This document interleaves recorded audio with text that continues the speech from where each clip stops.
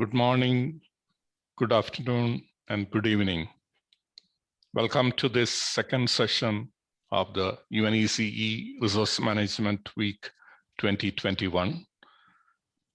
This session is a renewable energy workshop with focus on integrated water energy management. I'm just allowing the last speakers who are, and attendees who are coming in to get in. As you know, this session will be recorded.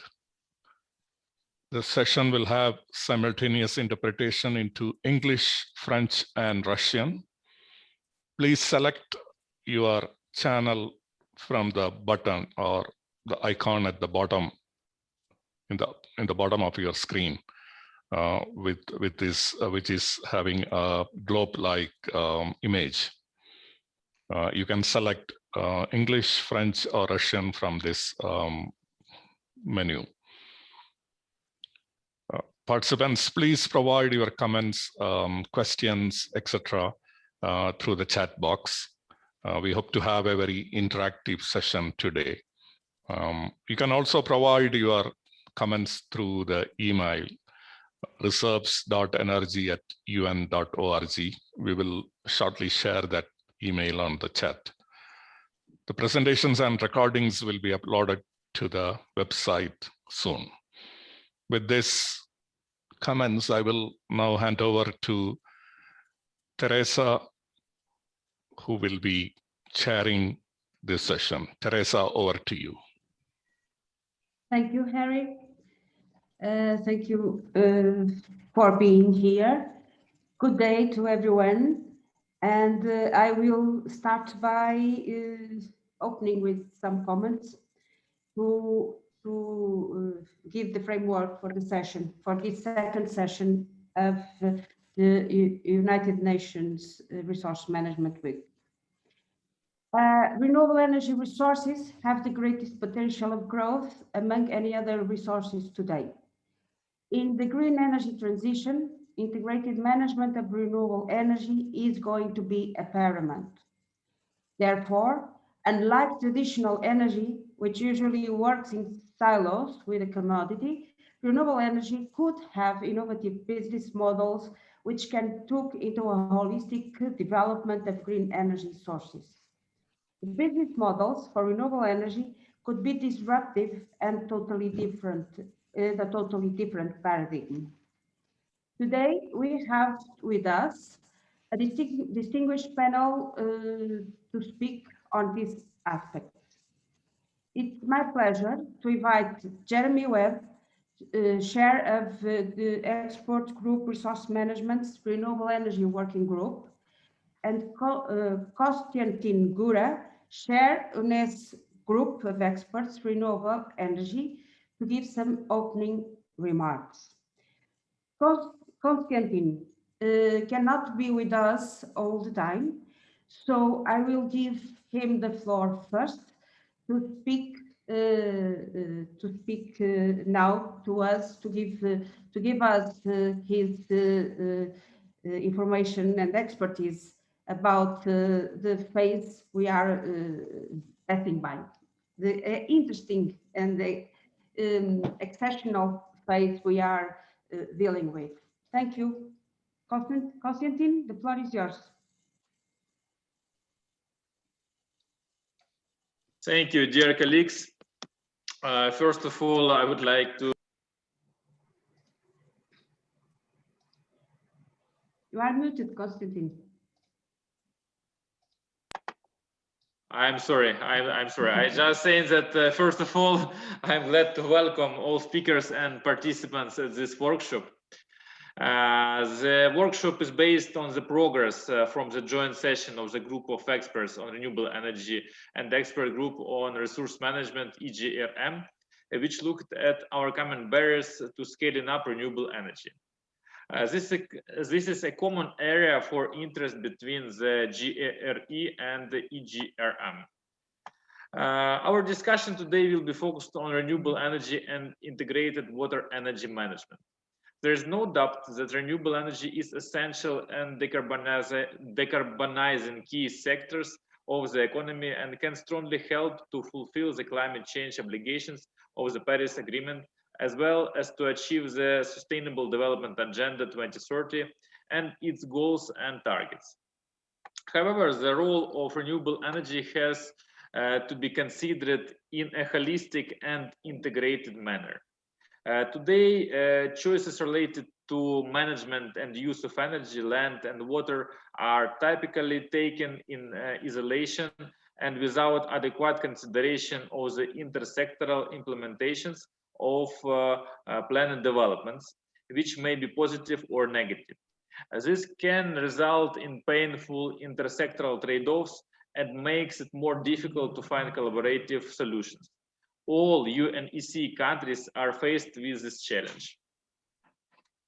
The Nexus term in the context of water, food, and energy refers to these sectors being tightly connected so that actions in one policy area commonly have impacts on the others, as well as on the ecosystems that natural resources and human activities ultimately depend upon.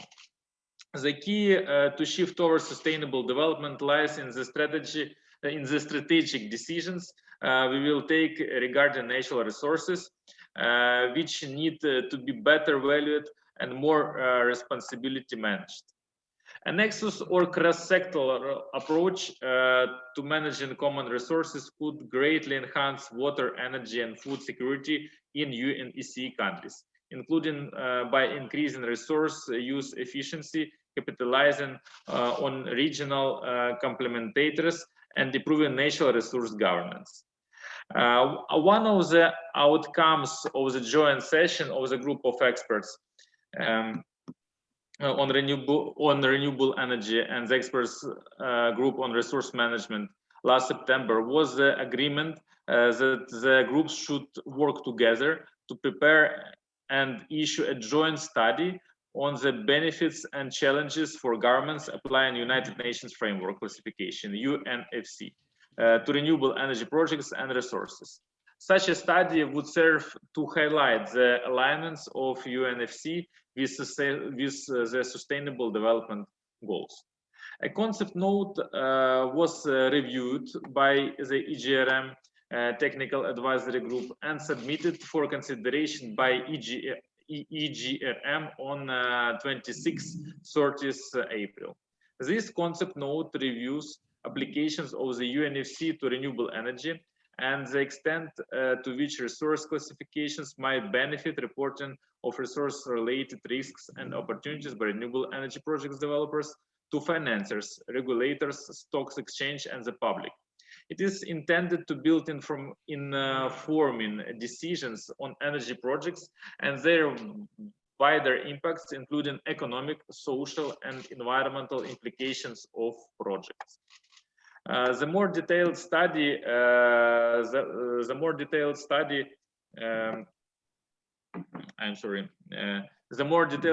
will then be developed by EGRM and GRE experts, and a summary of it will be issued as a parliamentary document for the group of experts on renewable energy 18th session, which is scheduled on 5th or 6th October 2021.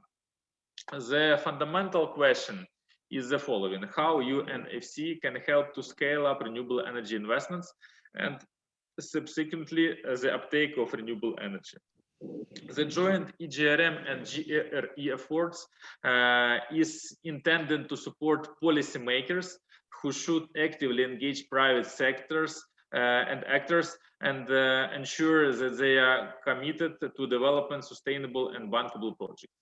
The priorities of private actors involved in project development, projects owners, developers, equipment manufacturers, engineering, procurement, and the constructions, EPC, but also bankers and financiers should be aligned with those of policy makers. To help achieve this alignment, policymakers should create an enabling environment that facilitates compliance with the relevant standards, including through incentives. They should also ensure that energy projects have value beyond energy generation. As we are all aware, the UNECE as a unified classification scheme for energy and other resources makes it simple to compare multiple types of energy projects, monitor portfolios, and assess energy-related risks and opportunities for investors and financiers. From the water, food, energy perspective, renewable energy projects could have multiple outputs. For example, desalined water, green hydrogen, or district heating. Using UNECE, all these products could be valued and reported. UNECE allows projects developers, investors, and governments to track individual projects and portfolios of projects. Information organized using UNECE allows projects pipelines to be assessed, which is important if we want to know whether we are moving quickly enough or not towards net zero energy emissions. Obtaining complete information through UNECE will give an opportunity to more effectively attract investments, especially in environmental projects. As its chair, I would like to conclude by recognizing the contribution of the group of experts on renewable energy to support UNECE member states in increasing the uptake of renewable energy in the region, and we recognize the valuable synergy of working closely with EGRM experts. As a country representative, I would like to renew my gratitude to UNECE for its support in promoting the renewable energy development. Just worth to mention the REN 21 UNECE Renewable Energy Status Report and the UNECE Renewable Energy Hot Talk held in Kiev in 2016, as well as in developing a very useful research in the last few months, which represents the study for the future strategy for development of hydrogen energy in Ukraine until 2050, which will promote intensifying innovations and investments activities, strengthening the economy, increasing the competitiveness of Ukraine. With this issue in mind, the panel discussion will focus on water management aspects of renewable energy sources and how UNECE can contribute to project development, finance and investments, and governance, including regulations and planning. I look forward to a fruitful discussion today and to strengthening the cooperation between GRE and EGRM in the near future. Thank you, dear colleagues. Thank you very much, Konstantin, for your remarks and comments and your contribution. And now I hand over the floor to Jeremy Webb. Thank you very much. Can you hear me, first of all? Yes, we can Excellent. hear you very well. Thank you, Teresa. Thank you, Konstantin. Thank you to the Secretariat also for organizing the technologies and everything else as well. So where do I begin? Well, last year in February, I was making plans to fly to Geneva to attend the EGRM. As you all know, COVID was in its early stages. I was uncertain if the EGRM would go ahead, but I needed to make plans, so I booked the ticket. That turned out to be a mistake, but also a lesson in uncertainty, relationships, and the need for confidence if we're ever to achieve anything together. Reflecting on other lessons from COVID has shown us the world is interconnected. Social, economic, and environmental changes can have uncertain and unanticipated consequences. When it comes to energy and water, these issues are interconnected in many ways. For example, geothermal energy and hydroelectricity each rely on the water cycle. Meanwhile, thermal electricity generation relies on water sources being available and includes discharges of very warm waters back to water bodies. The race to scale up renewable energy also requires water to support mining operations. We need to be aware of these linkages if we're to, especially when considering how to achieve the United Nations Sustainable Development Goals number 6, clean water, and number 7, clean energy. Getting back to uncertainty or unfortunate events, many cultures have sayings such as, the sun will shine again, or the wind will blow and the rain will come, or the tides will rise and fall. The point is things will continue. At the same time, these are all sources of renewable energy. Of course, there are uncertainties when it comes to the amount of sunshine, wind, or precipitation that might be received on a given day or over a period of time. The United Nations Framework Classification for Resources, the UNFC, provides a framework for organizing information on renewable energy projects, highlighting the degree of confidence in project estimates, socioeconomic viability, including environmental considerations, as well as technical feasibility. Perhaps most importantly, the UNFC provides milestones so we can see how far we've come and what we need to do next to make a project a reality. With regards to relationships, I want to thank the group of experts on renewable energy and Konstantin for hosting the joint session in September last year. The joint session focused on overcoming barriers to scaling up renewable energy, highlighting renewable energy information challenges and the need for harmonized project milestones for businesses and governments alike. The joint session was the beginning of a relationship between the group of experts on renewable energy and the expert group on resource management. An important part of any relationship is exploring possibilities together. This Renewable Energy Workshop is the next stage in the relationship between the group of experts on renewable energy and the expert group on resource management. Importantly, the concept note prepared in advance of this meeting explored applications of the UNFC to renewable energy. I'm looking forward to the keynote address, debate, and panel discussions today that will further explore renewable energy applications of the UNFC. When it comes to scaling up renewable energy and fulfilling SDG 7, relationships are important too. For example, the project developer needs financiers and investors. Each of these actors needs reliable information on projects, the project pipeline and portfolio of existing projects.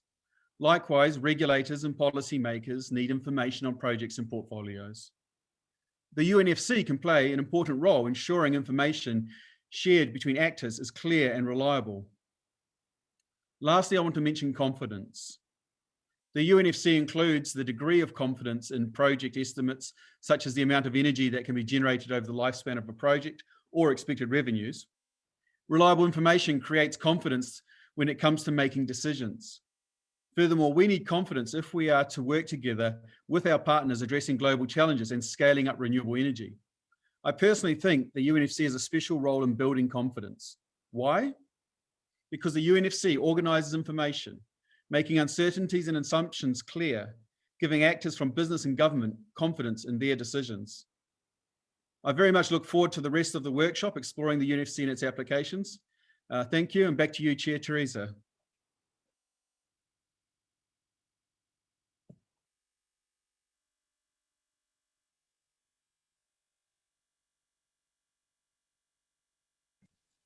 Thank you, Jeremy. Thank you very much for your thoughts, for sharing your thoughts and your comments as expert. Now I will give the floor to, I just have to open here my, okay.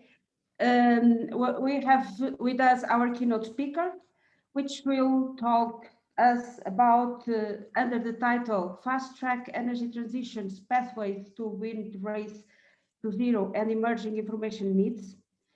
Mr. Gauri Singh is the Deputy Director General of IRENA, and he will share with us his thoughts with a keynote presentation of about 20 minutes. Thank you, Mr. Gauri Singh, for being here with us, and the floor is yours.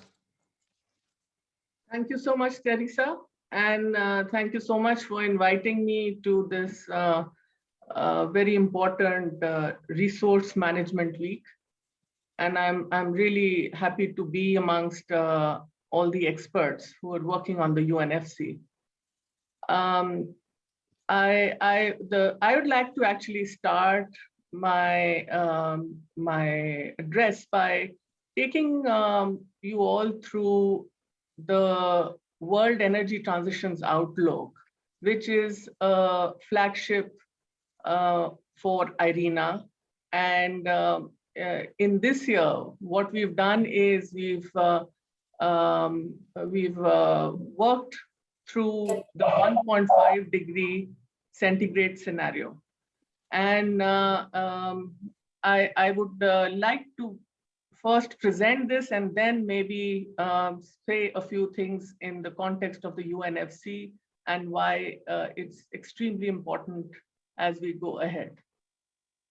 So can I have the first slide, please?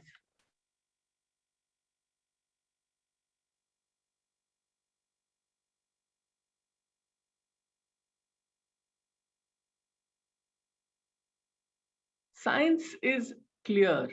According to the IPCC special report on 1.5 degree centigrade, energy emissions must reach zero by 2050.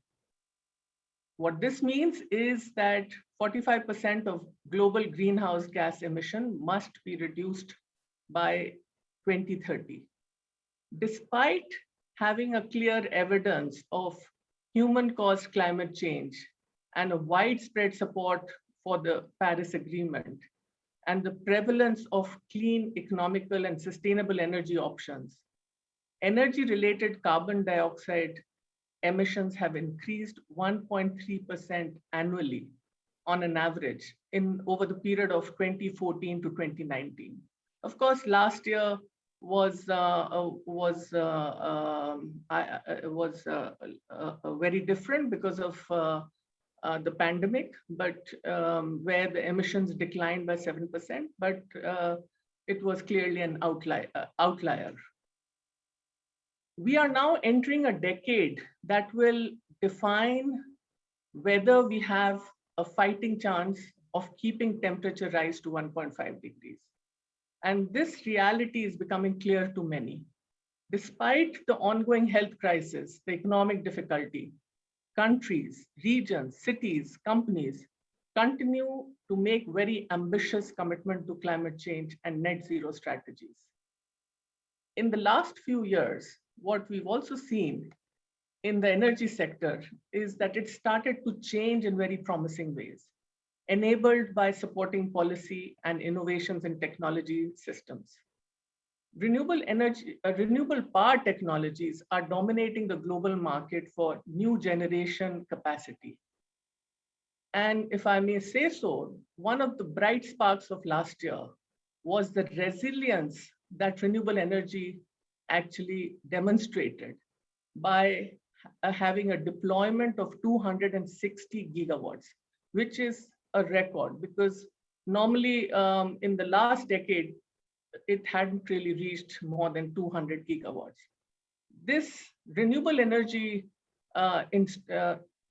comprises of almost 82% of the total installed capacity of that year. So this is, of course, a very, very promising trend. And IRENA's World Energy Transition Outlook shows how the energy system must align with the 1.5 degree trajectory.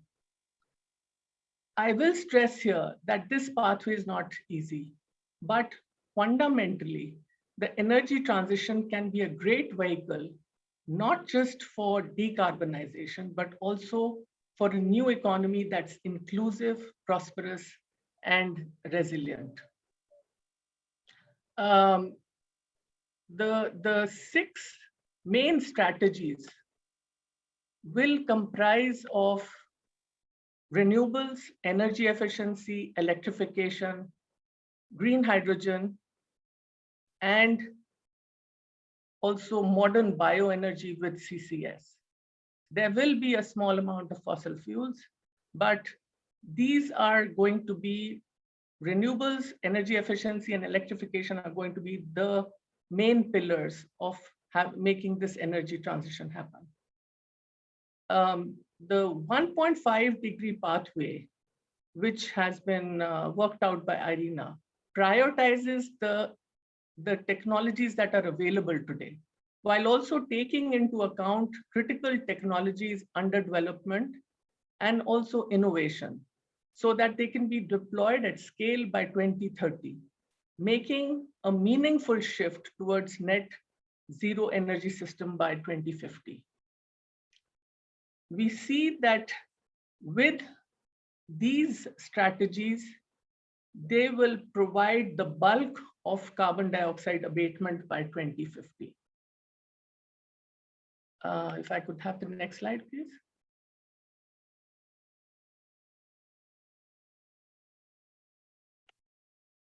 The clear message that I want to give from the slide is that electricity will be the main carrier, energy carrier in 2050.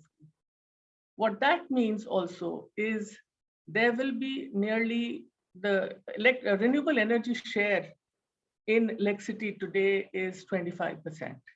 This would go up to 90%. And what we will also see is with electricity becoming the main energy carrier, the end use sectors of buildings, transport will all get subsumed in a large part in this whole drive towards clean energy and electrification.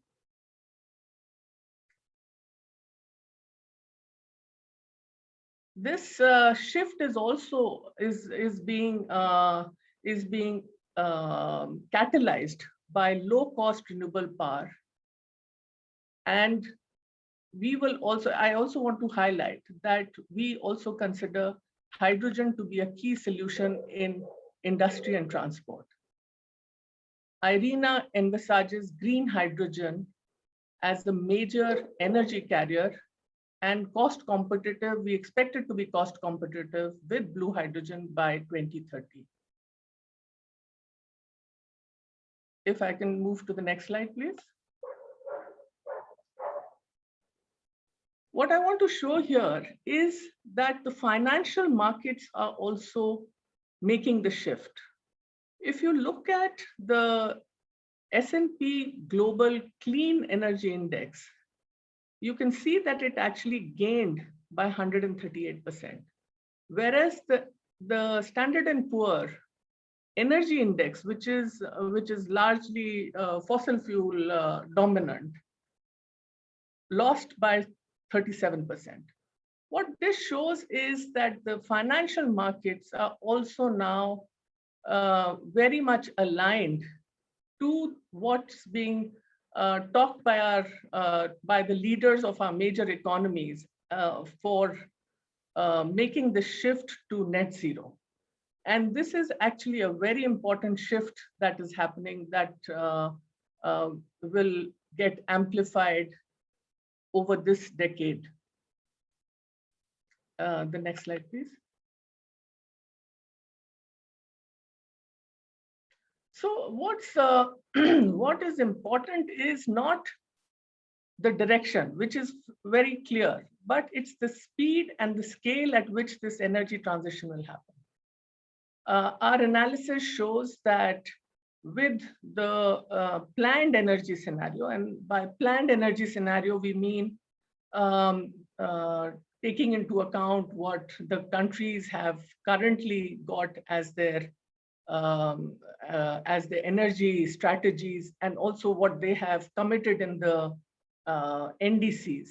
That taken together, what we see in the planned energy scenario is that the investment for renewables, energy efficiency and electrification will be to the tune of $98 trillion US dollars by 2050. But where we need to reach is an additionality of 33 trillion US dollars, which pretty much translates to an additional 1 trillion US dollars annually.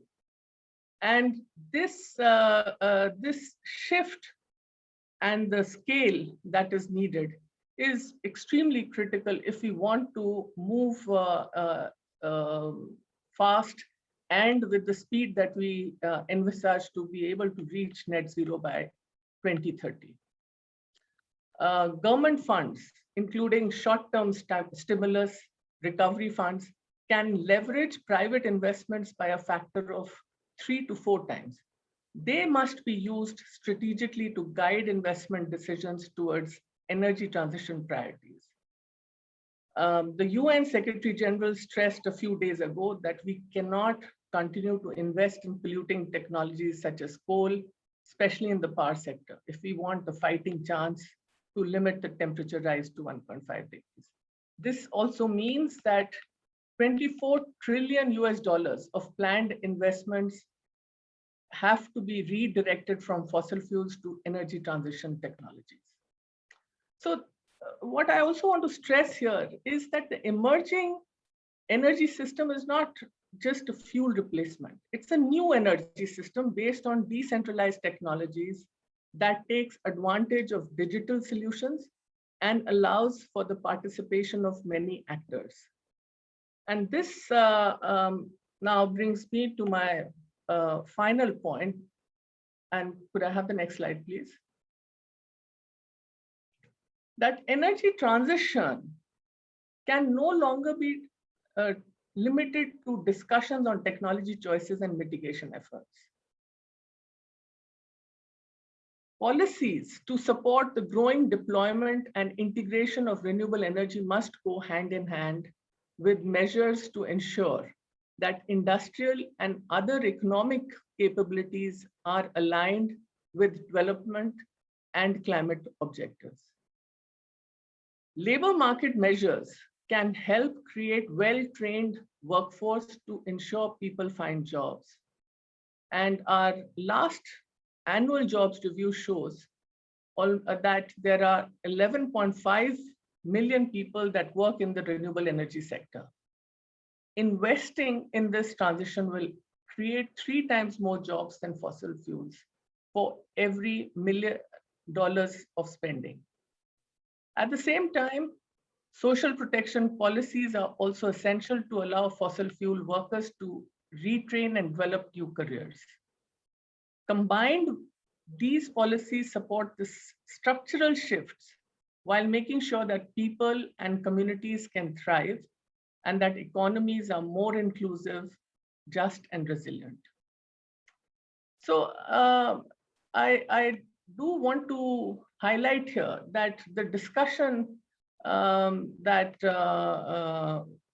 I just heard, the statements that I just heard from the chairs are extremely interesting in this context, because as we can see, it's not just the traditional renewable energy deployment at the ground level that's important.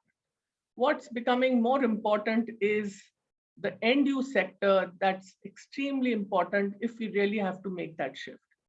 So while we are doing extremely well in terms of building capacities and utility scale capacities for renewable energy at the ground level, but where we have a long way to go is the end use sector. And I think as Teresa also pointed out, business models are going to be the key as we move forward. The technology is there, but what's also important is that it's not just technology, but the UNFC has to also cater to the new emerging business models and be able to also get governments, policymakers, bankers, investors to be able to compare data, which is so critical if we want to move at the scale that is being envisaged and where the intent is clearly laid out by leaders of major economies. So I'd like to end here. And I'm very grateful that I have got this chance to talk to experts, and I'd like to wish you all the best for this workshop. Thank you. Thank you very much, Mrs. Gowrie. And I please forgive me because I said wrongly your name. I thank you for the enlightening presentation. And before passing the floor to our attendants, which I really stress that they put questions in the chat, I would like to share with you a comment and to ask you if you agree. In fact, two comments. First one is that COVID showed us that it's possible to go further with renewable generation. And at the same time, in listening to IEA and Irina, both are in line with this point of view. I think hydrogen came as the missing piece to bring full flexibility to the network and to allow deep penetration of renewables to go zero emissions or almost zero emissions in 2050. That I would like to ask you if your opinion, and also what about digitalization in the to accelerate all this process? Thank you. Thank you so much, Teresa. I just want to state here that green hydrogen, according to our analysis, is going to be a very critical part in this energy transition. If we are to decarbonize the hard to abate sectors like long haul transport, the steel and the chemicals industry, then it's extremely important that we take into account the emerging and a very critical technology, which is hydrogen. So if you see the presentation that I made, green hydrogen has a clear space there, and we expect of the total hydrogen that we are talking about, it will be a combination of blue and green, and we expect that nearly 66% will be green hydrogen. So it's going to be extremely critical. The other thing that I want to also say here is, just as the UNFC is like, it provides a very strong base and a foundation, so does the transmission, and the transmission is going to be critical. Which really brings me to your question about digitalization. Digitalization is going to be the key if we are going to, if we are looking at how the transmission lines are going to get upgraded, because they are going to be the base infrastructure, the vehicle on which the energy transition is going to move. So digitalization and innovation in the critical technologies are extremely important. And while doing this analysis, we've taken into account of all these factors. Thank you very much. I will pick now 2 or 3 questions from the chat, and I ask Harry to control my time, please. I have one question from Daniela. The question is, what about the risks of bioenergy CCS for sustainable biomass cultivation and provision? So I just want to say here that we have taken into account modern bioenergy, and we have combined it with CCS. Irina, as you know, is not a great supporter of CCS, but with bioenergy, we feel that the CCS will be able to bring combined with bioenergy, it will be able to give it that negative emission that we are looking for to make the energy transition happen. And I have here another question. I don't know if you are reading the questions. I am. What does include the share of energy efficiency? So the share of energy efficiency, I think was around 25%. Let me just, yes, energy efficiency was, we expect it to be about 25%. And it's an important pillar in the and a very important pillar in the strategies for energy transition. In the navigation sector, I think you're looking at the navigation sector in particular. I'll have to, I mean, I don't think offhand I have that, that number with me. Thank you. And there is another very interesting question that is, what about the energy balance when extracting hydrogen from water or methane? So I mean, the green hydrogen that we hope will not be from the erstwhile technology, which is SMR, which is the methane reduction, but more from water. And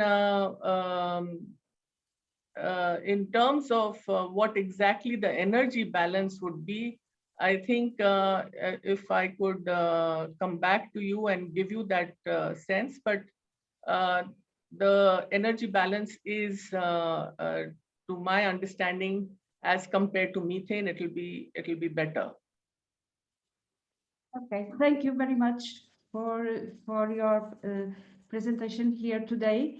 And I think we have to stop here because we have to move on. It would be a pleasure to continue to talk with you. Thank you very much. Thank you. For coming here. And I will pass now the floor to David McDonald I will hand over to David McDonald to moderate the next part of this session. And thank you again for your presentation and your keynote speech. Dave, the floor is yours. Yep. Can you hear me, Teresa? Yes. Okay, great. Okay. So thank you very much for the introduction, Teresa. So we have 30 minutes now for a panel discussion with 4 speakers looking at the topic of do integrated energy companies need integrated information systems? Looking at how the EGR, if you think back about the history of the EGRM and where it came from, it was really founded by the mining and petroleum industries. And henceforth, there's an awful lot of members in the EGRM, very participative members in the EGRMs who are from oil and gas companies, the petroleum sector, or have a foundation in that realm. But this has actually opened up a really interesting opportunity for us, as many of the oil and gas companies around the world are increasingly beginning to invest in renewable energy technologies. They like to consider themselves as moving from an IOC, an international oil company, to an IEC, an international energy company. And this is really highlighted in the European oil and gas companies, majors, but we're also seeing this to some degree with those companies in the United States as well. The concept note around the workshop investigates the applications of the UNFC to renewable energies, particularly and including those around oil and gas companies. And in the spirit of that concept note, I want the participants in the debate today to explore the question of, do integrated energy companies need an integrated information system? And we're going to run through the 4 speakers and get their thoughts on a number of different issues related to their various areas of expertise, and then come back to this theme of this discussion, and hopefully have time at the end for a little bit of discussion to and fro on this. So the first speaker is Ms. Longsen To, who is, as you can see, a research fellow from Loughborough University of the UK, and I'd like her to open up her mic if she could, please. Hi, Dave. Hi, Longsen. Good to hear you there. So, Longsen, you're also the chair of the solar energy subgroup with the EGRM. So, I mean, clearly the sun is our most important source of energy around the world. But can solar energy become a substitute for oil and gas? Do you see a time frame in which that can happen? Is it possible to scale up the exploitation of solar energy to meet our needs as oil and gas are now? Yeah, that's a really great question. I think when we think about solar energy, we often think about stationary energy, so power and heating and cooling, right? But I do think solar can be a substitute for oil and gas when it's paired with energy carrier technologies and energy storage. For solar energy, it's really scaling up. We're talking about photovoltaics, concentrating solar thermal, and solar thermal for heating and cooling. And just by example, for photovoltaics in 2019, it grew by 12%. Over 600 gigawatts has now been installed. So I think there's a lot of hope there. Yeah, it's excellent. I mean, I personally got a solar installation from my home, and so I'm always excited to see the way. Well, actually, I'm not so excited to see the way solar prices are dropping. How much more I paid, what I could get the same equivalent for today. But I've had the advantage of having it, so it is a good thing. And do you see more pickup with time happening along these lines as prices continue to drop? And I guess one other thing on this is this is a really interesting point. The question that I have is it the most efficient way for people to be buying distributed solar to power their own home, or is it more effective to put those funds into centralized generation of solar energy? So rather than having a bunch of houses with panels, is it better to have large arrays someplace else? Yeah, another great question. I think when you have that economies of scale with large scale solar photovoltaic installations, for example, you definitely get a reduction in price. And in in several countries, actually in 2019, again, some of the bid prices for those large scale solar systems actually was below the wholesale cost for electricity in some countries. So that was very exciting to see. But I think there's something very empowering about consumers being able to participate in energy generation and generating electricity close to their own home and reducing costs like transmission costs or the cost of building infrastructure for those transmission lines. Yeah, the infrastructure cost is an interesting idea, and just the disruption and beautification of the environment, to be able to eliminate that is a key thing as well, I think there. Well, I'd like to a little bit. We just had a conversation a bit about hydrogen there, and what are your thoughts about how solar mixes with hydrogen in the total energy portfolio?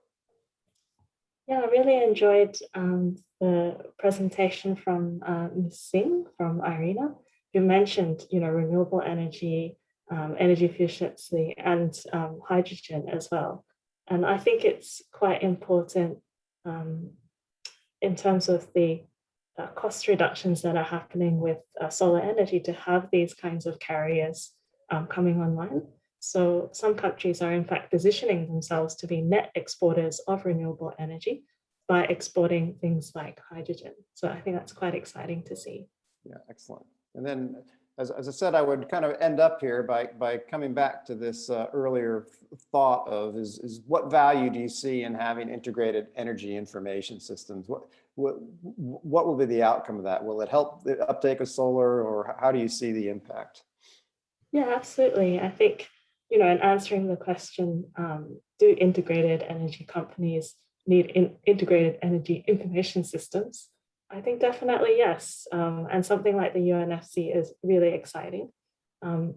Solar has some quite unique advantages in terms of being a distributed energy source and being able to be deployed at multiple scales. And there's really exciting storage technologies being developed, and of course, the reduction in price for all of the above. So I think something like an integrated energy information system can help companies to see what their portfolio is looking like, plan for future investments. And I think the UNECE is a great opportunity to realize that. Excellent, very, very good. Well, thank you very much. And if you hang on the line there, we'll hopefully come back to you with a broader discussion amongst all of the participants. So thank you very much. So we'll pass over now to Bernard Sayer, who is an EGRM Vice Chair and past Chair of the SB Oil and Gas Reserves Committee, as well as having been the person in charge of reserves estimation at Total for very many years. So welcome, Bernard. Are you on the line? Yes, I'm online. Can you hear me? Great. Yep, I can hear you, and I can even see you now. Okay, so thanks. good to. And so initially, Bernard is says here you're an oil and gas veteran. So I'm not sure I like that term, but I'm not so sure I like that. But anyway. right, yeah. But you're also a member of our Renewable Energy Working Group, which I'm finding more and more people associated with oil and gas companies have a real interest in moving towards and investing in renewable sources. So I guess if you could maybe talk a bit about the extent oil and gas companies, perhaps looking at Total, where you do have experience but elsewhere as well, as how have they applied resource classification schemes to renewable energy? Okay, Dave, if you allow, I have put a few slides together, which I'm going to go through very quickly. Yep, sure. And hopefully it will answer your questions. Okay. Can I go to the next slide, please? Okay, so basically, I think what you already said, I think most of the IOCs, especially in Europe, migrated from IOC to IEC. I think BP used that term recently. I just put two other examples on financial communication, which I found Total and Shell. I could have put Equinor there, I could have put ENI, I could have put BP. And what I'll look at quickly is that the business needs, financial reporting, communication, and then some ideas on the way forward. Some of my thoughts will be provoking. I think it's some of the reasons for a panel is to be provoking from time to time. Mm-hmm. Next slide, please. On the business needs, I think actually the financial investment decisions in Total, for example, are taken at the ExCom level. ExCom covers both oil and gas, refining, marketing, renewable. All these go with, look at project pipelines with gates. The gates obviously are different between oil and gas and renewable, for example, because oil and gas, as everybody knows, you go from a discovery to appraisal and then to development, to pre-conceptual, to conceptual, and so on and so forth. Whereas renewable, it's, I think, the four criteria used by Total right now are a little bit different.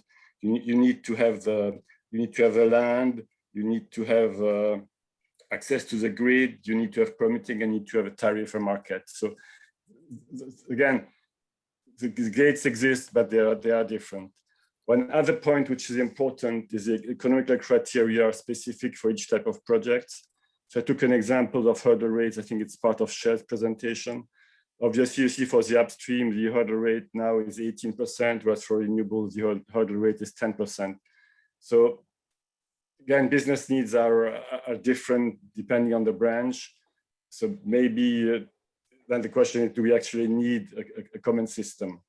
Next slide, please. On the financial reporting part, I think today the reporting is depending on the business and on the stock exchange requirements. Today, the SEC especially requires only to publish reserves for oil and gas. Resources may also be published. Why that? Because the DD&A are based on reserves. Today, there is no requirement yet to communicate on renewable resources.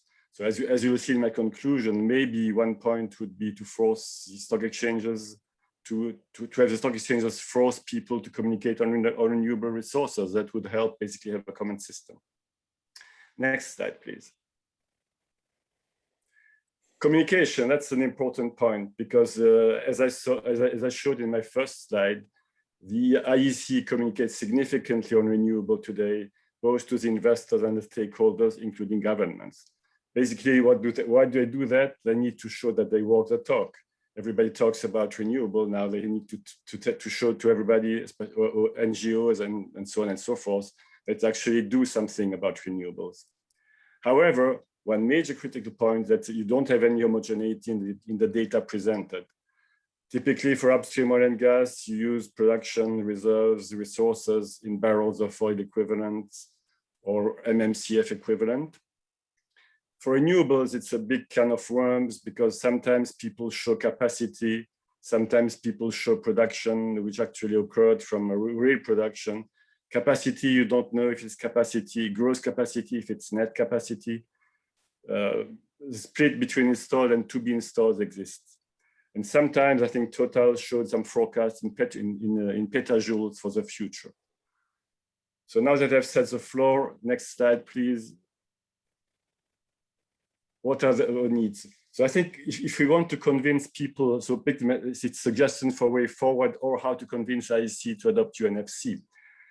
Just before I retired, I told Patrick Pouyanné, who is the CEO of Total, that he should look at UNFC. So he responded to me by email, yes, it's a good idea. But actually that was 2 years ago and nothing has happened since in Total, except that they communicated on petajoule in their last financial communication. So the first point is to convince stock exchanges to require global resources. If stock exchanges require global resources, as was mentioned earlier this morning and earlier today, this afternoon, UNFC is the ideal tool. It's actually the only tool which covers a full range of resources. But, so there is a but, and I think the but comes from the solar working group.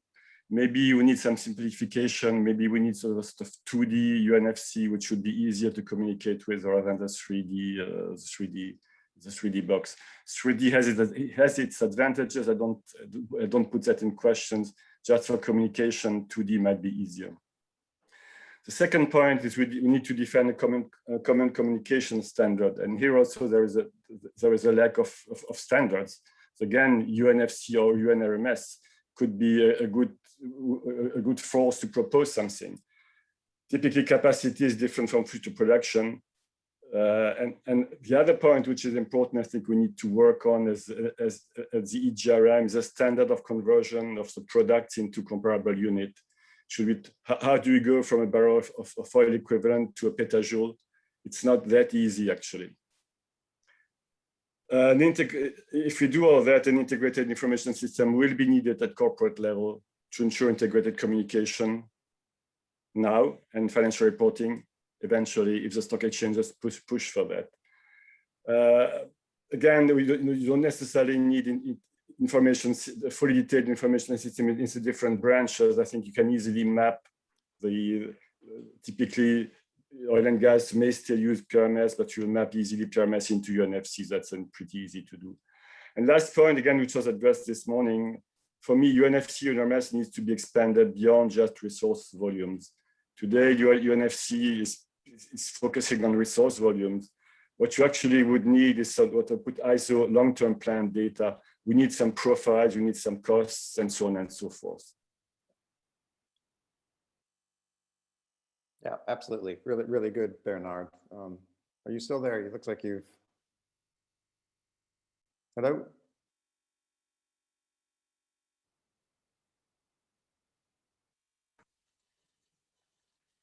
Can't hear you, Bernard. I think Dave, his connection has gone. Okay, well, that's fine. That's fine. It's time to move on anyway. So our next speaker, thank you very much for that, Bernard. Hopefully you can hear us. Moving on to our next speaker is Marcus Klingbeil, who's a senior resource consultant and a member of the EGRM solar subgroup. He's another person with an oil and gas background, but also background in wind energy as well, and is chair of the wind subgroup. I said solar, it's probably just that prepared the wind specifications for the application for the UNFC.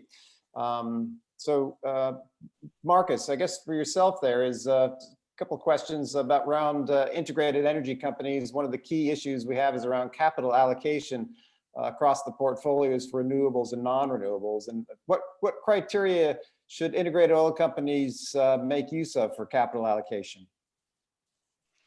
Thanks, Dave, for the question. Thanks for having me on the panel.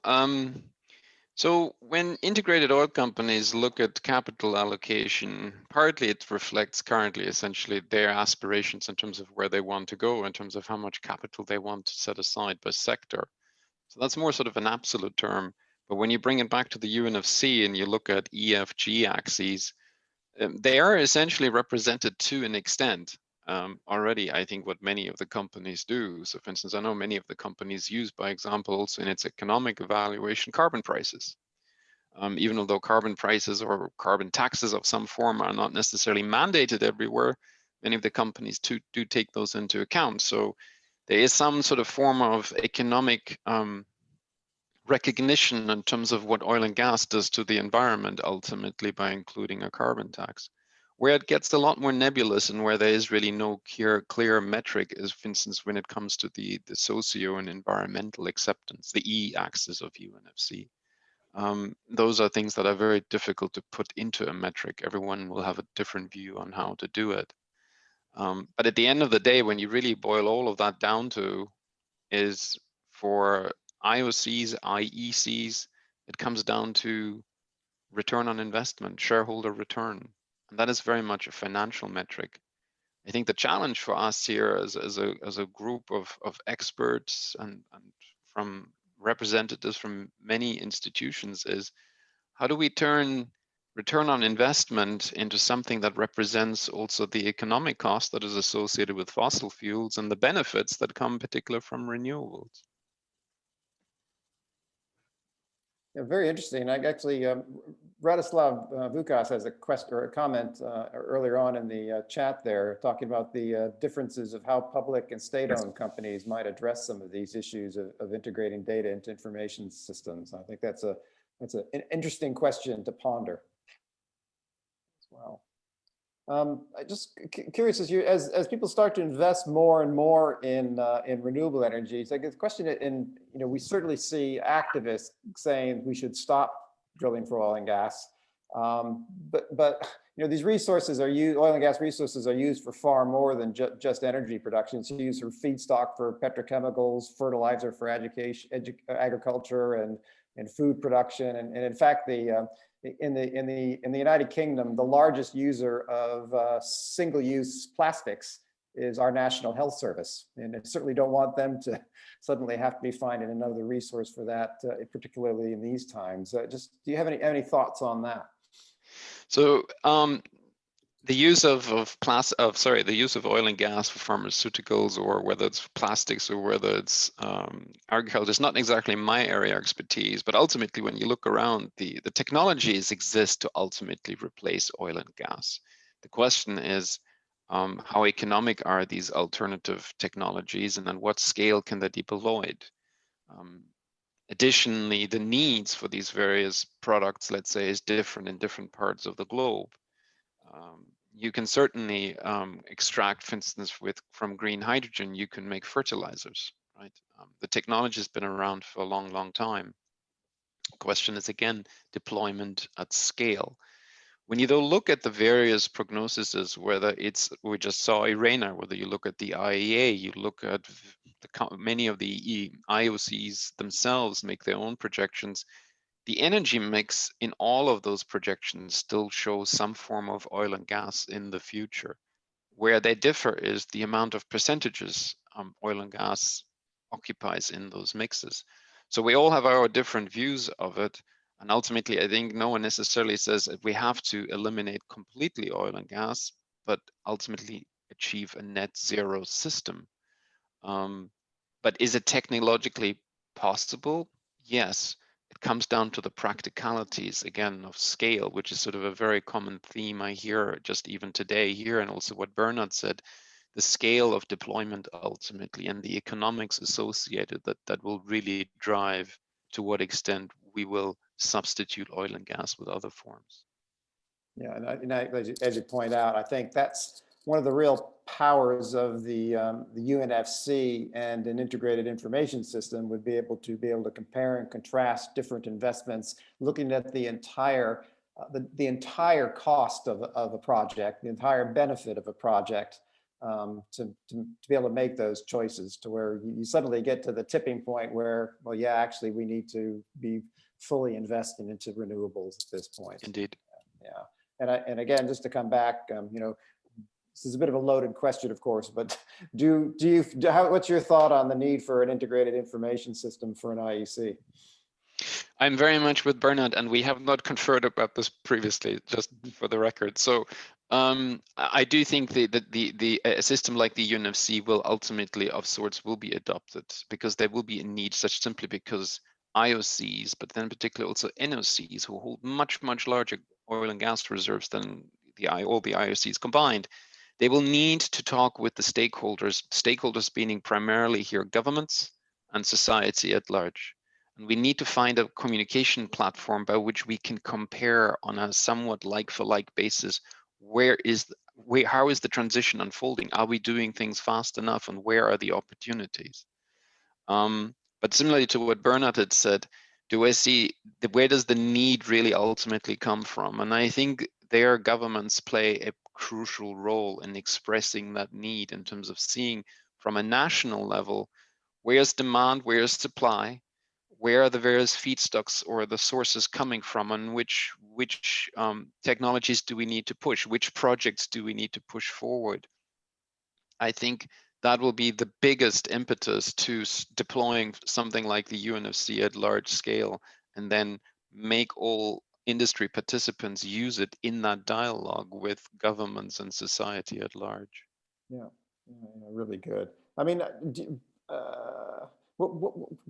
you have any information on how integrated energy companies are integrating their systems now? Are they starting to do it? Is this really a nascent? Is this something they haven't thought about, or yeah? No, they're having thoughts about it, but it is nascent. Because again, I think largely because the external driver and need hasn't been expressed yet, isn't there yet. So for instance, in where I'm currently still employed, I still see talk about, should we be doing a classification that compares bioenergy as a comparison to oil and gas reserves and resources. Likewise, there's more discussion now about how do we classify CO2 injection volumes in terms of the CCS technologies being utilized and probably going to be scaled up in the future. So the discussions are happening for sure. But I still see a bit of resistance from the sort of the hardcore renewables, if I can describe them that way, in terms of saying, well, hang on, our resource is indefinite or is infinite at the end of the day. So how do we exactly come together here and compare finite versus infinite resources? But the discussions are slowly unfolding. Yeah, very good, interesting, and I think some of the comments that are coming through in the chat are all interesting pieces that all need to come into a real management system at a more global level, at a government level. So just taking as an example, Erica's comment that she's just given here about the demand for non-energy applications of petroleum, how much of that could be covered by recycling. And I think that's a really interesting point, that the UNFC also covers anthropological resources, which could be measuring these. And this is why a UNRMS is really needed, to be able to take in all of these different strands and to integrate them into one set of policies for a nation, or even more global than that. So. Now, we certainly have our work cut out for ourselves, because we need to move ultimately from a UNFC system that is being utilized and understood by people to something where we actually manage these resources over time. Exactly. I'm happy to be part of it. Many of the companies, they have these systems already, but they're currently very much in place for oil and gas, because that's what they're used to and what they've been using for decades. Now the task is, how do we expand that and get to such a system that includes all forms of energy? Exactly. Great. Thank you very much. So I need to pass on. Thank you very much, Marcus. Appreciate your input there. And our last speaker is Mathias Hartung, who is an energy expert and member of the EGRM Commercial Applications Working Group.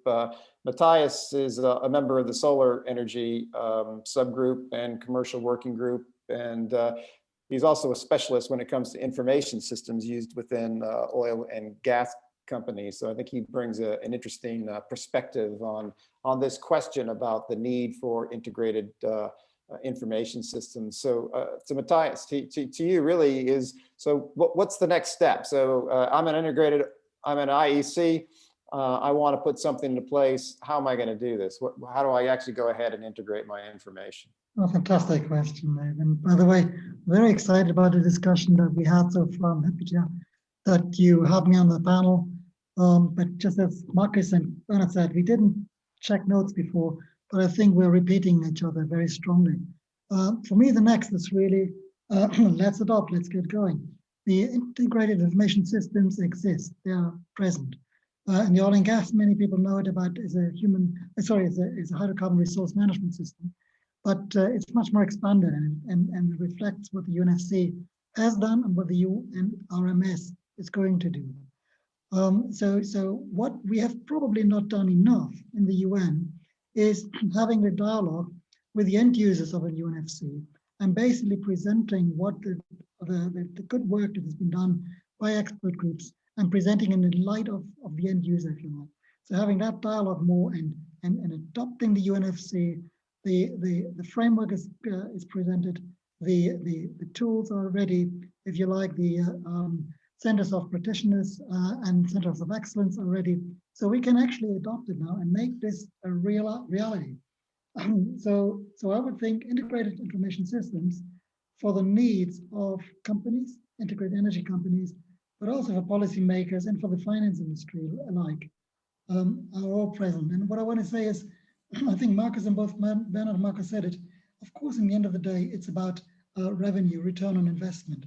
But I would say this is now the triple bottom line, not a single bottom line anymore.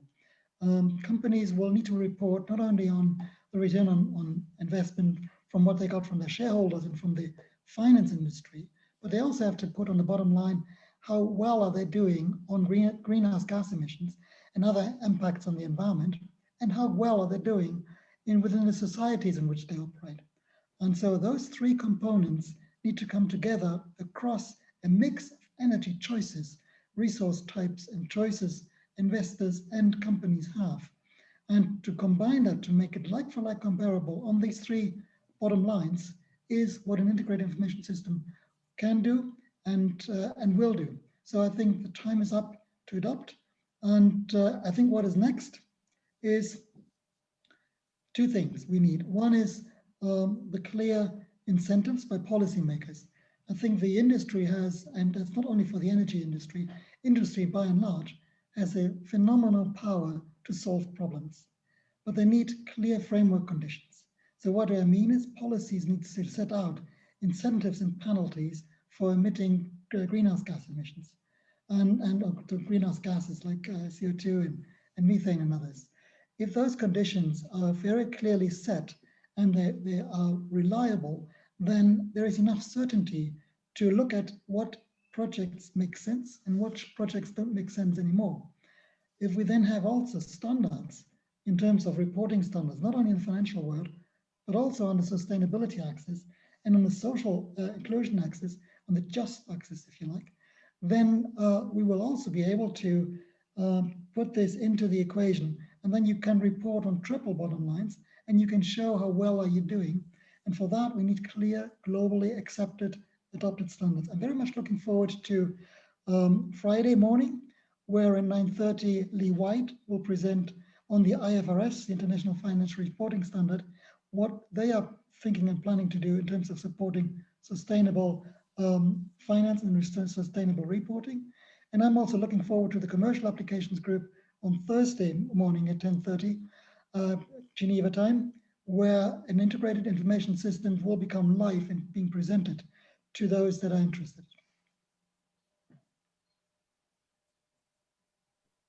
Thank you very much, Mathias. Really interesting thoughts. And in the interest of time, thank you very much. You included almost everything I was going to say in my wrap up about listening in on Friday to Lee White and also the commercial session. I think it will be very interesting to hear what Mr. White has to say about what the IFRS Foundation is looking forward to doing. They're looking at sustainability reporting consistency across all industries. So not just energy and extractives as we normally look after in resources, but across all industries. And so I think it's really quite an interesting idea to ponder about the role that we could play in helping that. And the fact that Mr. White has chosen to come and speak to us, I think bodes very well.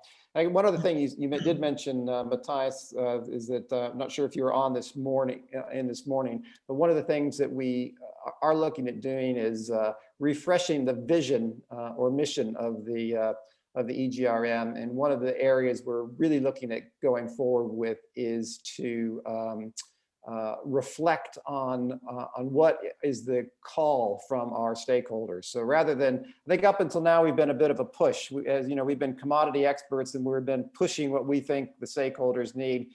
We want to get into a position now where we're being more responsive to their requirements. And I think that will bode well in the aid for them to develop these integrated information systems.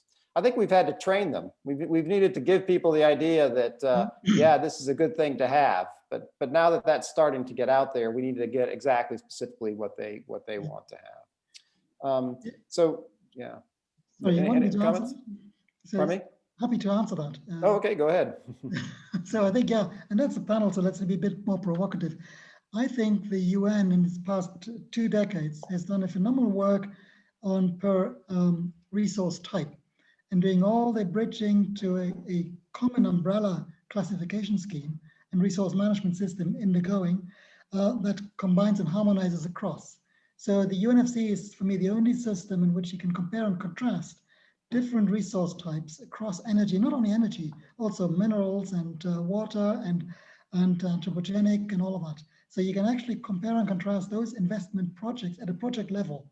So you can scale them up to country level, to portfolio level, to global level, whatever you want. And that is unique.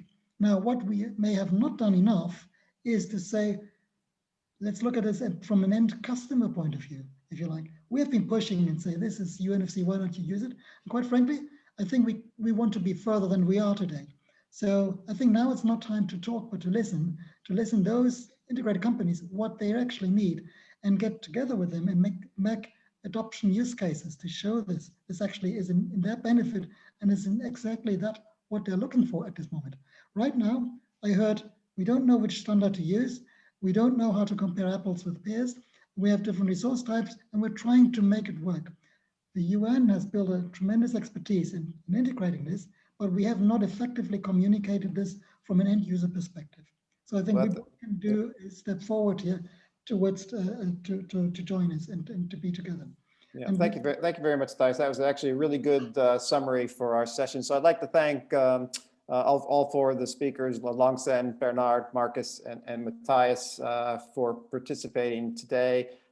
Sorry we couldn't be face to face, because I'm sure there'd be lots of discussion over the coffee break coming up if we had a chance to do that. Hopefully we'll all be together soon and can continue those conversations. So Teresa, we'll pass back over to you. Thank you, Dave. And I must say, what a fantastic panel we had just now, with very clear views on the needs and the need to bring certainty to businesses and make projects comparable. So thank you for enlightening us for the work to come. Now I will launch next panel discussion with the title, The Transition to Net Zero Greenhouse Gas Emissions. How's your project pipeline looking? And I have the pleasure to introduce Gioia Falcone, Chair of the Export Group, Resource Management Geothermal Subgroup, and Ranking Chair. She is a professor of Energy Engineering Systems, Power and Energy Division from the School of Engineering of the University of Glasgow. So, Gioia, you have the record for preparing United Nations Framework Classification Renewable Energy case studies. Based on your experience and given the need to reach net zero greenhouse gas emissions, what role do you see for the UNFC and the project pipeline of renewables energy projects? The floor is yours. Teresa, thank you for the introduction. It's a pleasure to be here today. I would like to apologize for the background noise, but right now we're getting some works done in the garden, and it was all quiet until exactly 5 minutes ago, and of course it had to start all now.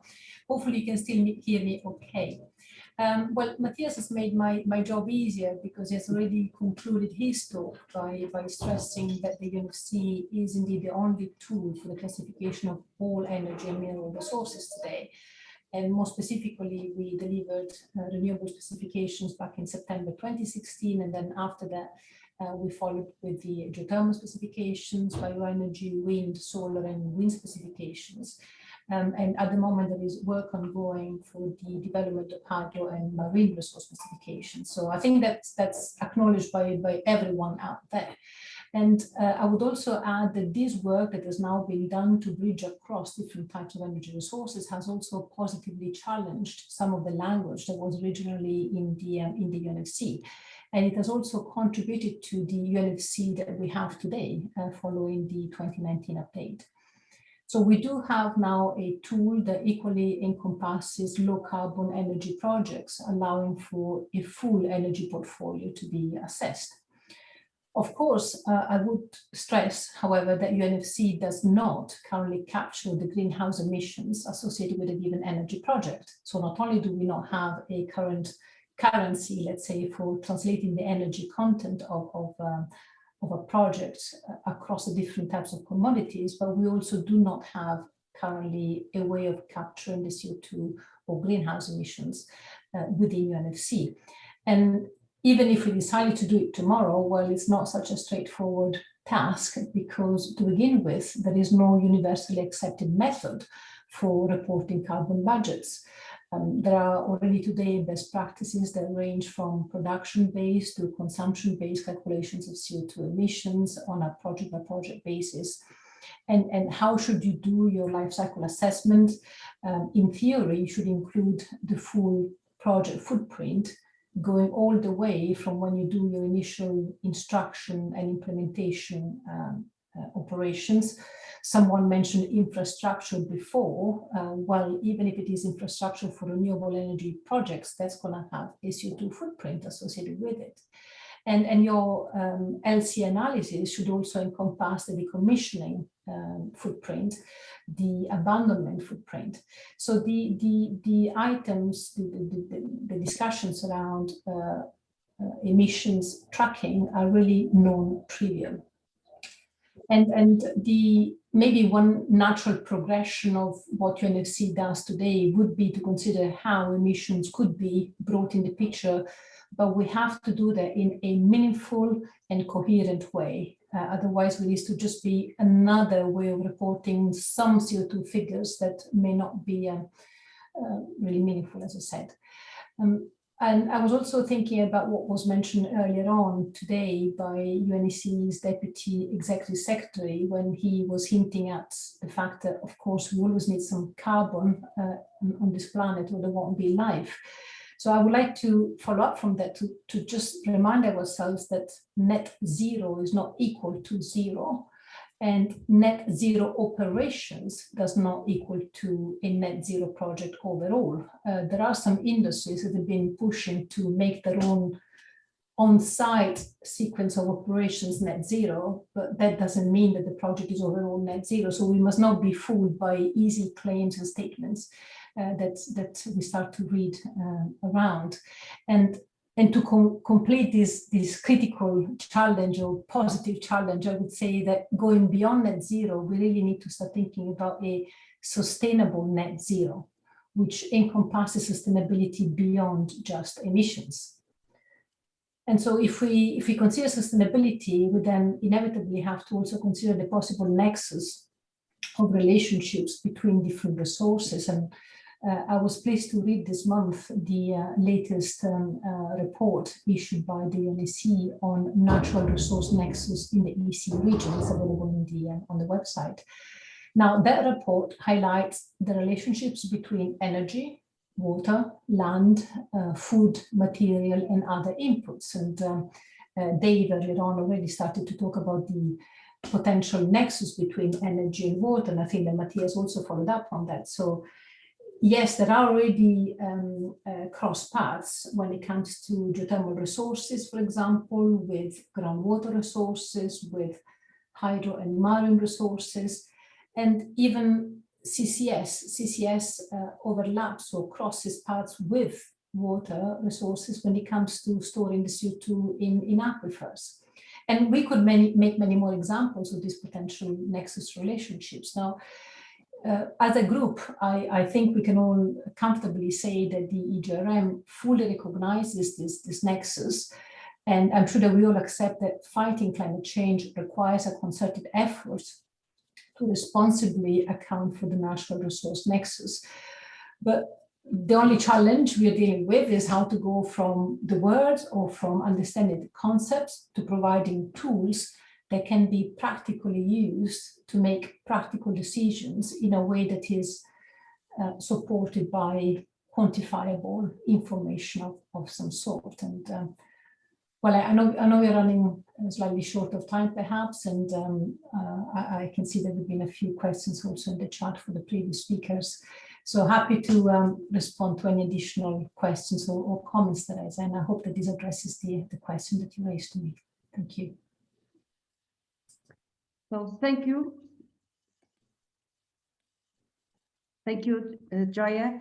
And I now pass the floor to, let me just open the, to Mike McCurdy. He's Managing Director and Energy Advisor Services of ICF. And I would ask him to give his thoughts, but first of all, I will leave 2 questions. First one, as someone who is involved in the financing of renewable energy projects, how can UNFC help you with your business? And does UNFC have a role when it comes to scaling up renewable energy investments required to limit climate change? So the floor is yours, Mike. Oh, thank you very much, Teresa. Yes, when we start looking at the different investments that our organization is reviewing for lenders and governments and elsewhere, that UNSC will eventually have a very key role in these financings. Just looking at the projects, really, 2020, 2021. Prior to that, we saw mostly solar and wind financings, but now we're starting to get into, well, you've got about half of the new solar utility scale solar financings incorporate solar and storage. You've got biofuels expanding very rapidly in there, and you've got sustainable aviation fuel, you've got renewable natural gas, you get ethanol, biofuel plus CCS. You've got projects where they're taking, pairing biomass projects with electrolyzers to use some of that, the oxygen that's vented off the hydrogen projects. And then we've got a lot of green hydrogen projects in the queue, really utility scale, 100 megawatt, 200 megawatt electrolyzers generating hydrogen, and that hydrogen is going into both grid decarbonization as well as transportation. So really the biggest upside of all these new projects that are coming out, the electrical engineers that run the electrical grid look at storage, energy storage, battery storage. This is a brand new thing. Great, we've got storage for our grid, but in reality, energy storage is thousands of years old. I mean, energy storage 1.0 was a wood pile next to your hut when you were a person, 10,000 years ago, 20,000 years ago, and it's evolved from wood to coal and then petroleum, and now we're looking at battery storage and hydrogen. And so when you start looking at the long duration storage that you need to run your electric grid, then all of a sudden the UNFC becomes very, very important when really analyzing these opportunities. So, and then even kind of on a more practical level, there's a lot of tax advantage structures that petroleum companies can use, certainly in the United States, and every area in the world has their own support mechanisms for fossil projects. But in the United States, at least, one of the biggest reasons that these renewable projects couldn't use these tax advantage structures was the fact that they couldn't classify and quantify their reserves. So this is where UNFC can be particularly helpful. The US just tabled more legislation, Financing Our Energy Future Act, where they would actually make it renewables eligible for the master limited partnership structure. And to do that, though, the SEC will have to come up with reserve rules. And so, looking around the world, the United Nations UNFC is certainly the preeminent program, I think, internationally for renewables. So, I would think the American government will start looking towards the UNFC to pull a lot of that data.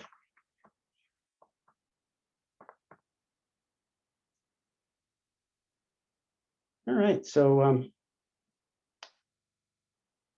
any other questions there? Or? Sorry, thank you. I was muted.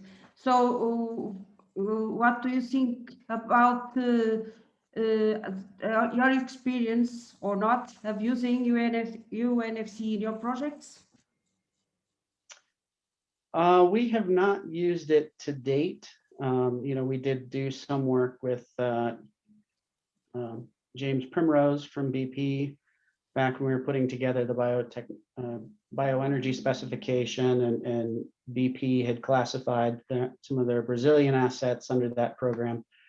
But I think it's a program that we'll be looking at very much more closely in 2021 and 22, just because of all these changes and the once again the quantification of those storage volumes and getting to that deep decarbonization where you have to figure out, how much you've got hydrogen, but how much do you have? And, can you get through a heating season, or can you get through a storm or event, or even getting from one day to the next with the intermittency of the renewables? Thank you, Mike. I will now hand over the floor to Harry Tulsidas. Is the expert group resource management technical lead from the UNECE Sustainable Energy Division, our always present, very good friend. So, and I would like to ask you, as someone who was integrally involved in the development of the application of UNFC, what opportunities do you see for the application? And how might this help progress towards a net zero world? Harry, the floor is yours. Thank you, Teresa. After listening to so many good points, I think my job is to see how I can put together something that is different and not so far mentioned by anyone, which is a stiff challenge.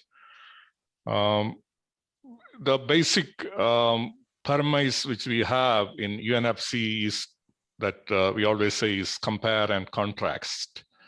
And what we try to do is to try to have an unified way that all resources and all energy could be reported, compared, contrasted, and finally managed. But in this process, we have to remember that certain things are comparable, but many things are not comparable. Only the like and the like can be compared. So let me stress some basic facts that makes renewable energy different from fossil fuels and other resources. Basically, renewable energies are renewable, and fossil fuel or other resources are mostly non-renewable. That is a major difference, characteristic in itself. But let me pick on 7 other basic facts that makes renewable energy projects quite different. Firstly, renewable energy is not a centralized form of energy production. We had a few discussion on the economies of scale where renewable energies could be scaled to gigawatt scale projects, and that could bring down the cost of the energy produced. But in reality, we have a lot of projects which are very, very small in nature. It could be rooftop, it could be a small renewable energy projects of 10 megawatt, 20 megawatt, something like that. Of course, we do have some projects which are of 300, 400, 500 megawatts concentrated solar energy projects, which are 600 or 1 gigawatt in scale, etc. But if you put everything together, we have a long tail, which is dominated by small projects. Renewable energy is, or I could say, is like making energy into salt. Centuries ago, salt enjoyed a monopoly over food production and preservation. Securing access to salt shaped the relationship between empires in the historical past. When the salt cartel was demolished by making its production distributed. So something like that is happening in the energy world, where renewable energy is making the energy system something similar to the salt. The second important aspect of renewable energy is the cost. The cost of renewable energy is rapidly coming down due to the learning experience and also the widespread deployment. But we have to remember that the marginal cost of renewable energy production is very low. It is zero, but it could be very low, or in some cases where transmission, distribution costs are there. So it makes renewable energy a priority in the order of dispatch. A few projects, as I've told, scaled up projects may need multi-million, multi-billion dollar investments, but the bulk of renewable energy production is coming from projects which need very modest investments. Thirdly, renewable energy is not a monolith. Renewable energy means all sorts of energy: solar, wind, bioenergy, geothermal, marine, etc. And each of these energy systems also do have their nuanced differences. A hybrid nature provides resilience, but also challenges in managing them. Fourthly, renewable energy system project pipelines are also entirely different. Fossil fuels or minerals or other resources require often decades in exploration in discovering these resources. And then years of feasibility studies, number of years in development and project implementation. Whereas renewable energy is already there, it is already discovered. And if a project has to be put online, the timeline is measured in weeks, not in decades, as in other resources. Fifthly, the barriers of entry for renewable energy systems is quite low. Even for big companies or small players, we use widely available technologies. Magnets, turbines, etc., are really widely available. Sixthly, renewable energy is not about power production. There are other programs which are using renewable energy to desalinate water, to produce hydrogen, or for district heating. Some of this we have already discussed. The seventh aspect, and the last aspect I can stress here, and which the chair of the group of experts on renewable energy said initially, and it was picked up by many people, Mathias and Joya mentioned it very eloquently, is that renewable energy is a natural resource that is intimately connected with the food, water, energy nexus. So the real basic strength of renewable energy is in providing the support to this nexus. So with all these aspects which I have mentioned, it will be a fundamental fallacy to compare a distributed low marginal cost of production, easily implementable hybrid form of energy with multiple benefits, which has an intimate connection to the food, water, energy interlinkage, to other forms of energy without considering these unique features. So while using UNFC and then in future UNRMS, the aim should be to how to bring out this critical benefits of renewable energy so that users can highlight those benefits rather than subsuming it under an uniformed way of unification of all resources or uniform integrated way of reporting resources. The strengths, the unique features of renewable energy should be highlighted by the classification and management system. A unique form of energy like renewable energy systems requires an unique system like UNFC and UNRMS. The challenges of these systems are quite complex. They are hybrid, and taking account of these unique features and challenges, I think UNFC and UNRMS are better placed to be a system of choice for renewable energy, as well as for any other resources. But for renewable energy, it should remain, it can become a system of choice. It will be important for government planning, capital allocation, decision making, to make this system more dynamic and integrated with other systems. While UNFC can help understand the renewable energy system potential and benefits to the society from a food, water, energy perspective in different scales, UNRMS can harness to bring renewable energy system into the highlighting the benefits to the society. The integrated and indivisible development of renewable energy can bring much more benefits than the siloed approach which we traditionally take with other resources. As we advance, renewable energy system will also face issues that plague other industries, such as balancing demand and supply, avoiding wastages, making it more efficient, and how to avoid stranded assets. Having UNFC and UNRMS applied to renewable energy systems can help optimize the benefits and overcome these challenges. So that is all, Teresa, my view on this. Thank you. Thank you, Harry. Thank you very much for this impressive information. I just have one question to you. So we all agree that UNFC and UNRMS are the tools to make us find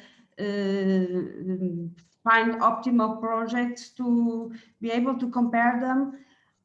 But what is the next step to communicate this to the decision makers? I think we have to see how this could work in reality. We are already having some projects in Central Asia where we are looking into energy and water uses. We have considered hydroelectric power generation versus other energy production and seen how this nexus will work. We have not gone into the full dimensions of nexus of the food, water, energy, raw material nexus yet, but this is a direction where we should go. And doing this pilot studies and case studies, we can bring out the real benefits of using UNFC and UNRMS to tackle some of the challenges which these renewable energies have today. We know that even today there is a question of matching demand and supply. Sometimes the supply becomes more, we have oversupply and there will be stranded assets. There are company bankruptcies happening due to that. And how these challenges could be managed in a way where we have a complex system. We have a lot of small producers, and how this integrated management works has to be demonstrated through these case studies. And I think we have certain plans to do this case studies in the coming years.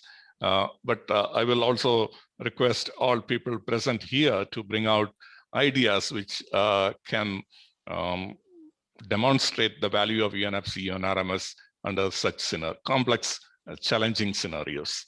Thank you, Teresa. Thank you, Harry. Thank you, Harry. For the sake of the time, and as we do not have questions in the chat, I will pass to the next panel. But before, I would like to thank all our panelists, but not take time for questions, because we already discussed the topics a bit. So the next two presentations. The first of the two presentations will be made by me, and for the sake of the time, I will not present the PowerPoint I prepared. I will guide my presentations through this. So I'm a president of LUNEC Portugal. LUNEC is an RTO that is a research and technology operator. We research on innovative issues regarding energy, mainly renewable energy, energy efficiency, and systems integration, and economy of regarding the use of resources. We also act as the Geological Survey of Portugal, and together we mix important information from geology, like the storage possibilities in the saline caverns or the geothermal projects, low and high enthalpy. So I should talk, I was proposed to talk about governance, regulation and planning regarding UNMC, and to the transition to net zero greenhouse gas emissions. So, and I will list some critical factors that to bring momentum to the clean energy technologies. And regarding governance, we need responsive public finance. This topic has been tackled a lot in the previous presenters. We must think that investment comes mostly from the private sector, but governments need to create bankable conditions for the projects. The public sector here has an important role to play by allowing development and the appearance of the green banks, and create the infrastructure and the clean energy funds. So governments need to plan the infrastructure so that the deployment of energy, the renewable energy, is a fact. When I say infrastructures, I say infrastructures for electricity, for heat, and for green gases. And governments also need to create the appropriate market designs, the regulatory frameworks, and the fiscal incentives, but also assure the fair return of incentives. Governments, policies, and regulations are at the heart of our planet success. So we need from governments a long-term vision to guide future expectations and build investor confidence. And it was said before, we need to have steady regulations. We need to have certainty so that the projects take off. And also we need to support the strategy for tracking progress, reprioritizing as necessary, and communicating progress effectively. So this communication of results is very important so that we can keep on track of decisions. Long-term visions need to be supported by sustainable strategies and actions tailored to local infrastructure and technology needs. Geographically, our world geographically has a lot of differences, so we need our strategies need to be to go for results, global results, but to acting locally. Effective policy toolkits must be built, and we are discussing on this. And also, we need a lot of cooperation, a lot of international cooperation. So we must build the dialogue between continents. We also must be very much aware that emissions exist from existing assets, but we have to look at stranded assets. So circularity does not mean to change recent build infrastructure for another technology and leave those infrastructures as stranded assets. So we have to have a continuity of phasing out of emissions. We need to strengthen the markets for technologies at the early stage of adoption, develop and upgrade the infrastructure to enable technology deployment, boost support for research, development and demonstration, and as I said, expand international technology collaboration. At this phase, I have another point, another 6th point, create social awareness and bring the investment, put the investment at the service of society. We talked today a lot about shareholders, but we also need to talk about stakeholders. And the projects that are funded by public funds, which are funded by our money, must leave a service, a benefit for society. So we need the right policies, incentives and plans with transparent information. We need to offer the governments comparison and ranking tools, and we need well-informed and balanced policies and regulations, and we need to look for financial aspects, because we could say that sustainability has a 4th pillar, which is not only environment, social, economy, but also financing projects. And that's all for me. So I will pass now, hand over the floor to Manijit Sengupta. She is a chief scientist and program manager for the United States National Renewable Energy Laboratory. I used to say that NREL is the big brother of LENEG, and which is based in Colorado. I've been already there visiting the facilities. So Manijit, the floor is yours. Thank you, Teresa. I hope everybody can hear me. Yes, we can hear. Yes, and to tell the truth, I am deeply steeped in mostly technical issues. My background is I'm an atmospheric scientist and primarily working on the solar resource side of things and how that data gets used by various entities, including governments and project developers, everybody, all stakeholders.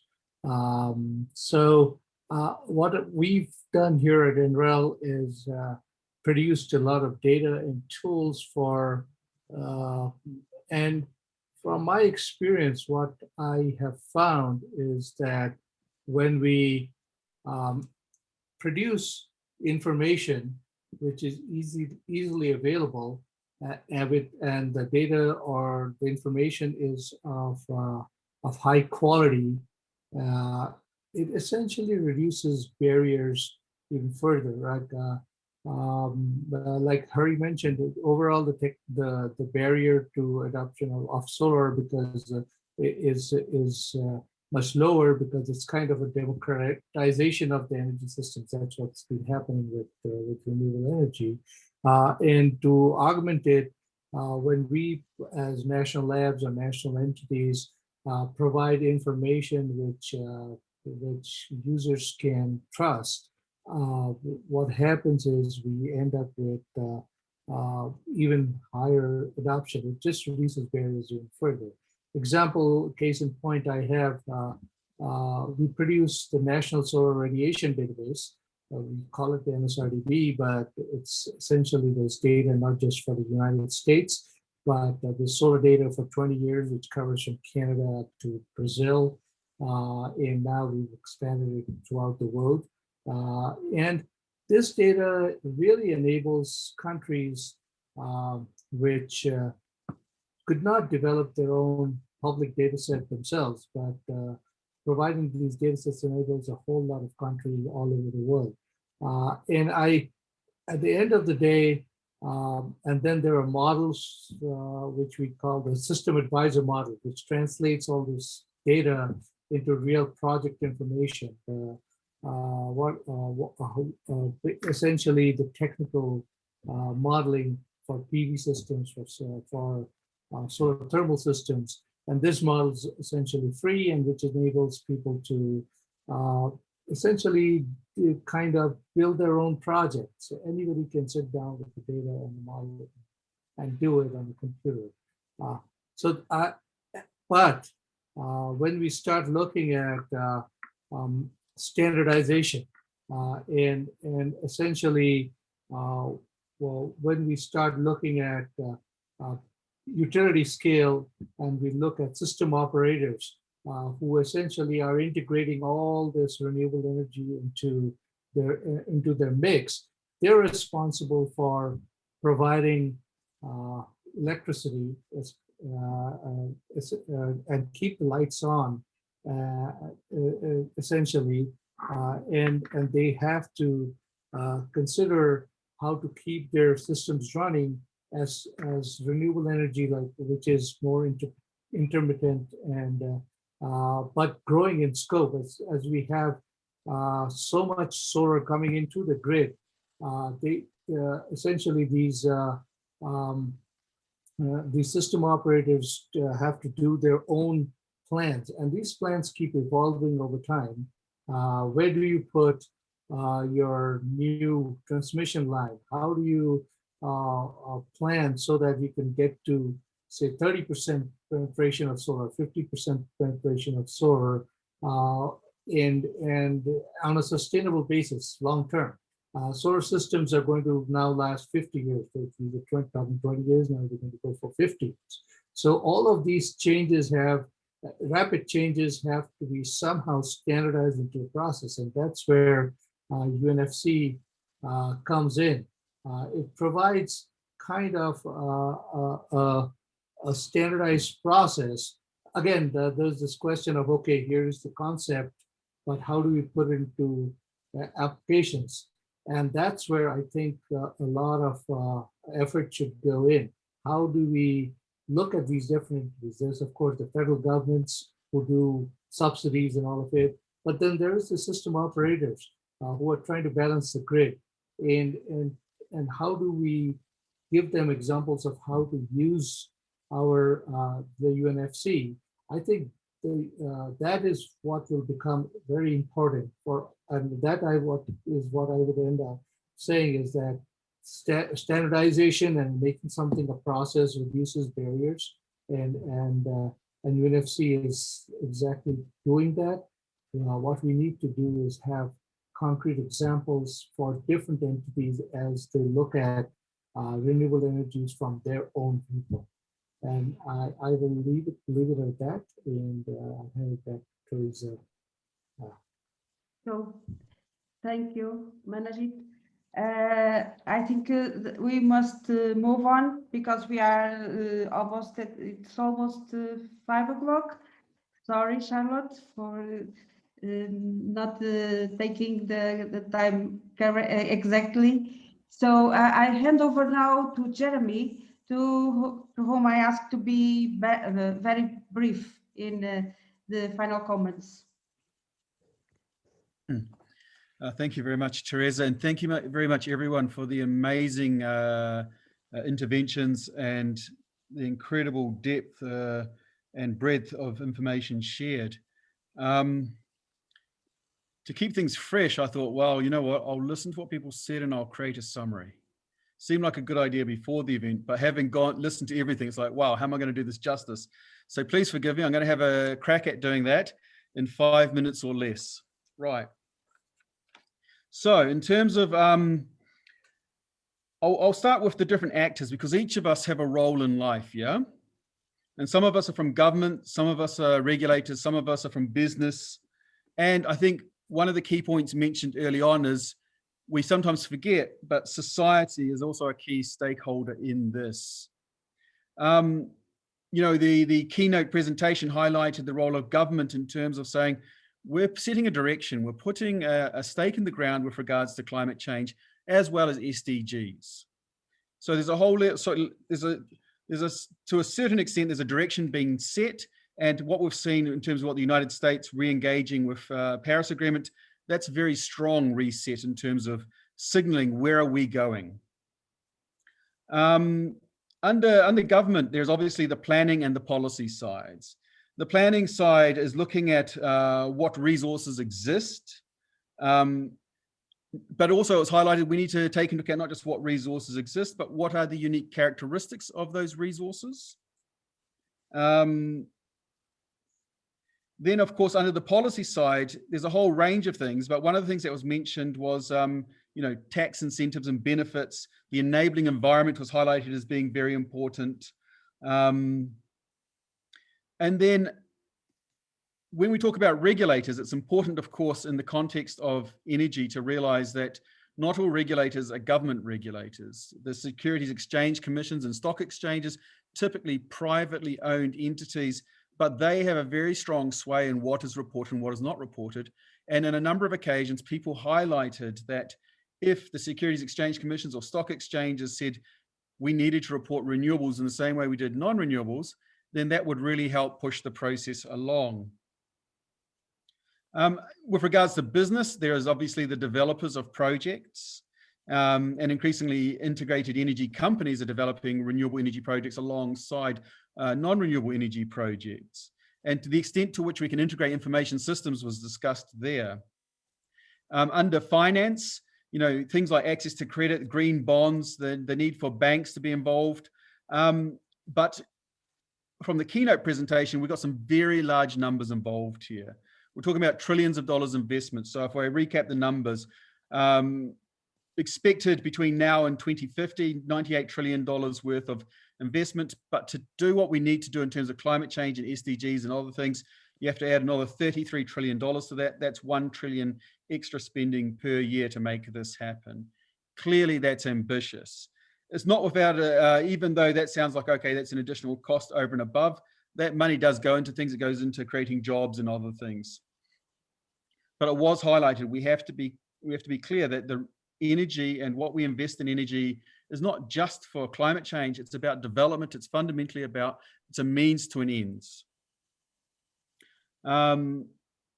We have the investors as well who need information on what they're investing in, the asset classes, and increasingly renewables as being seen as an asset class, and having reliable information for the, not necessarily the expert, but someone that wants to get involved in the asset class is kind of important. And that in many ways reflects what we had in oil and gas many years ago, where the resource classification started, was to give better information so it'll be reliable for a wide audience. And then, of course, we have the operators, the extent to which people who are running electricity systems and others can use the UNECE in their day-to-day operations. Things get fairly complex pretty quickly when you have a portfolio. It gets even more complex given the issues of intermittency and other issues. Hari also highlighted some of the key things with regards to the fact that, in fact, a number of people highlighted several other things, centralized versus decentralized. To what extent are these new energy systems going to be centralized or decentralized? What does that mean for the information required? The democratization of energy was mentioned as well. And this gets back to society. Society can engage in their own energy in a way that they haven't been able to for quite some time. Bringing it all the way back, we need to say, well, okay, so this is the context in which we're discussing things. Great, that's very nice. But what does that mean for the United Nations Framework Classification? A classification scheme which divides things into the E, F, and G axes, the socioeconomic and environmental viability, the social license to operate, that's one axis which we look at. The technical feasibility, we were discussing earlier on technologies, we're discussing how different technologies are coupling together, but more importantly, the business models associated with those new technologies. It creates a whole set of new opportunities. Can a classification scheme address those things as these things change? And I think the answer is yes. And why do I say that with confidence, given that we're kind of entering a new territory? Well, the resource classification scheme upon which the UNFC is based, or the family of resource classification schemes, they've been around for over 100 years, roughly speaking, yeah? And the important thing there is that technologies have changed dramatically in the sectors in which they've been applied. Technologies have changed dramatically when it comes to oil and gas. Technologies have changed dramatically when it comes to minerals. and yet, as well as business models, and yet these classification schemes are still applied. The fact is they're flexible. They're not prescriptive. They say, in principle, this is how you apply. And then last but not least, we also have the confidence in estimates, the degree of confidence. So this classification scheme, your socioeconomic viability, your technical feasibility, and the degree of confidence in whatever metric you happen to be reporting. So clearly there's an important role there in terms of, will regulators use this? Will that create tax benefits for renewable energy? Planners can use this. Project developers already keep certain milestones against which they report. But if they have standardized reporting, can that improve access to finance as well as make it easier for investors to engage in the sector? And can operators looking at their portfolio use this scheme to manage things? And I think the answer is probably, but we've got more to do. We need to explore this further. And this is why I think it's important that the expert group of resource management, in addition to the group of experts on renewable energy, work together exploring these things further. And last but not least, we really need to remember that the projects, the technologies we've been talking about are a means to the ends. We need a social license. It's not just going to happen by itself. And this is where the UN RMS, the management system, is also important. There are many aspects, life cycle analysis and other things, carbon emission, greenhouse gas emissions and other things. How do we bring those things in? What platform is the right place to do that? And how do we integrate that effectively? So in many ways, we still have a lot of questions to answer, but I think this session was very good in terms of getting us a lot further when we were perhaps when we started the day. And I really do look forward to working together with the group of experts on renewable energy addressing these questions. Thank you very much. Thank you. Thank you very much, Jeremy Webb. Now we are reaching the end of our session, and it is the moment to adopt conclusions and recommendations. And if Harry, can I read the recommendations? Yeah, please go ahead. Okay. Can you see that in the text on the screen?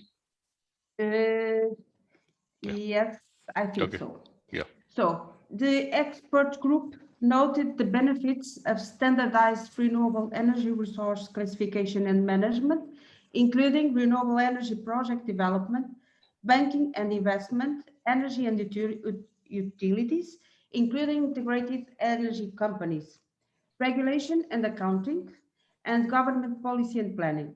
The use of standardized resource classifications, including common project milestones and harmonized reporting, promises to reduce transaction costs while improving the quality of information being shared between businesses and governments. The expert group further noted the importance of standardized renewable energy resource classification and management in the post-COVID-19 green recovery. Can I read the 46th point? Yeah. The expert group requested the Renewable Energy Working Group to cooperate closely with the European Committee for Energy group of experts on renewable energy in this work, and to develop jointly the study outlined in concept note of the ETE Energy G3 2021-13 for presentation to the 8th meeting of the group of experts on renewable energy and the 13th session of the expert group. The expert group noted the importance of further testing the classification of renewable energy projects with UNECE and agreed to facilitate case studies or pilot projects by countries in cooperation with the group of experts on renewable energy for presentation and its 13th session. The expert group further requested the working group to continue development of draft specifications for hydropower and marine energy. And I would like to understand, to know if there is any comments or to add to these conclusions, or else if we can approve them. No comments. Joya has a comment. Joya, I would like to highlight that work is ongoing to update some of the specifications. Yes, we have a conclusion recommendation on that aspect in the afternoon session tomorrow. So Okay. we'll take it up there. It's okay to you, Joya? Okay, thank you. Sorry. Thank you. So if there are no further comments, I see Bernard writing approved on my side. I don't see any more comments. So I think it's approved. And now we reached the end of the session. So I would like to thank very much, very enthusiastically to all our speakers of today and to the participants and to the comments that were put in the chat. I think this was, like Jeremy said, fantastic discussion. And like I saw in the chat, some of our attendees also stating this. So I would like to ask you to join us for the third session tomorrow on UNFC and UNRMS to support the food, water, energy nexus and build back better from COVID-19 pandemic. It will be released at 10 a.m. Central European Summer Time. This will be on the Zoom platform. I also would like to thank very much the very good job made by all the interpreters. So thank you to you that are not visible, but working from backstage. So thank you. And now I think we are in conditions to close the session.